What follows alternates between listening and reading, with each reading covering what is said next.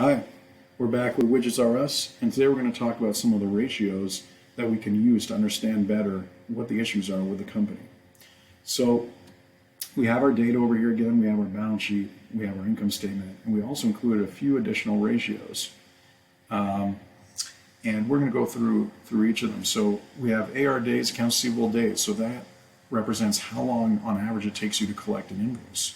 So obviously the lower the number means you're collecting quicker, and over here we see that Widgets RS really is taking a turn for the worse when it comes to AR. It's taking them 3 months to collect each invoice.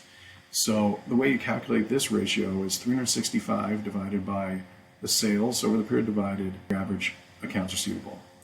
And so what this indicates is there might be either issues with particular customers. You have to look, hey, talk to those particular customers, have them start to pay quicker. Or maybe just it's a systemic issue. Maybe you need to have more people paying up front, or give them shorter terms, or maybe incentivize them to pay quicker.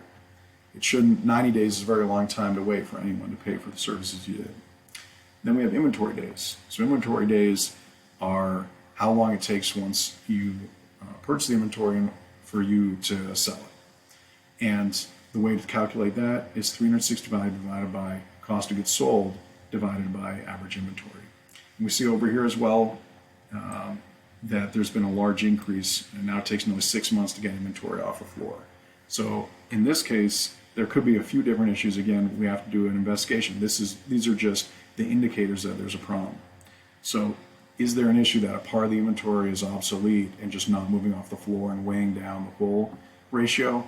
Or is it that there's an issue with how the inventory is being moved around the floor, or that some is being lost?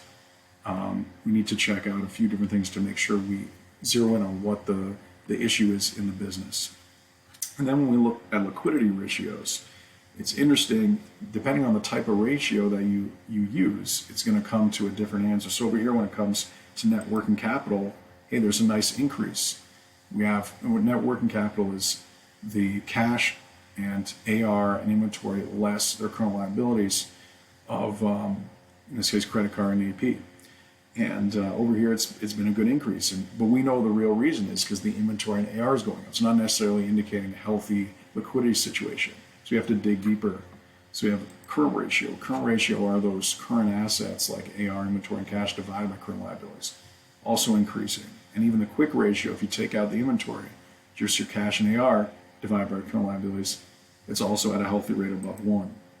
But if we go down to the most granular, which is how much cash do you have to pay for your current liabilities, we see over here it's at 0.23, meaning you only have 1/4 of the cash you need in order to pay your current liabilities that are due over the next 30 days.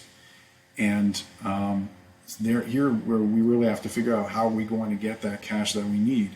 Do we tap in the line of credit? Do we have to put some more money in?